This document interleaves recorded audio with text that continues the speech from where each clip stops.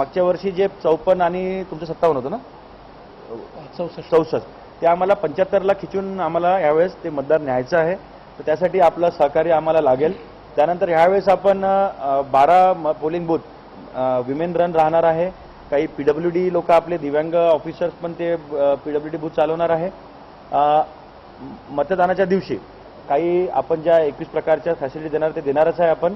त्यानंतर दिव्यांग मतदार ज्या लोकांनी 12D नाही भरला त्यांना जर मतदान करायचं त्यांच्यासाठी पण आपण दिव्यांग रथ आपण बनवणार, ज्याकडून त्यांना गावातून बूथवर घेऊन जाण्यासाठी आणि तिथून वापस घरी सोडण्यासाठी पण प्रशासन फॅसिलिटी करणार आहे.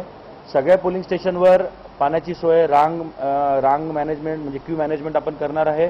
प्रत्येक बूथवर व्हीलचेअर आपल्या देण्याचा मानस आहे आणि आम्ही ह्यावेळेस एक थोडं नवीन कन्सेप्ट करण्याचा प्रयत्न करत आहोत की व्हीलचेअर आम्ही प्रत्येक AROला म्हणजे जसं फॉर एक्झाम्पल नागपूर आपलं पार्लमेंटरी कॉन्स्टिट्युएन्सी आहे, माझ्याकडे 6 मतदारसंघ आहे LAC आणि ठोंबरे साहेबांकडे 6 असे 12.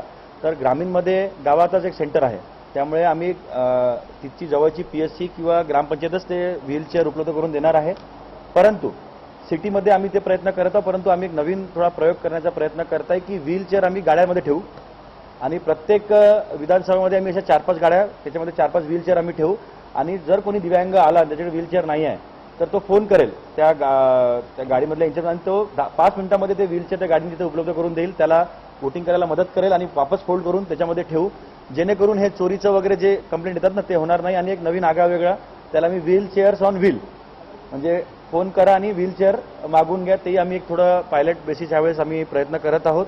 त्यानंतर ज्या ठिकाणी 5 पेक्षा जास्त मतदार केंद्र आहे तिथे आपण क्यूलेस टोकन सिस्टमचा आम्ही थोडं प्रयत्न करत आहोत की त्यांनी तिथं आम्ही नेहरू या केंद्राचे मुलं, NSSचे मुलं आम्ही सगळे व्हॉलंटियर्स तिथे ठेवू, मिलिटरी स्कूलचे वगैरे, जेणेकरून ते क्यू मॅनेजमेंट म्हणजे साईडला एक आम्ही रूम ठेवू, त्याच्यामध्ये बसवून ठेवू, म्हणजे एका टायमाला खूप मोठ्या रांगा लागेल असं आपण अवॉइड करणार आहे. त्यासाठी आपण टोकन सिस्टम, क्यूलेस सिस्टम आणि वेटिंग एरिया आपण एक प्रायोगिक तत्त्वावर आपण करत आहोत.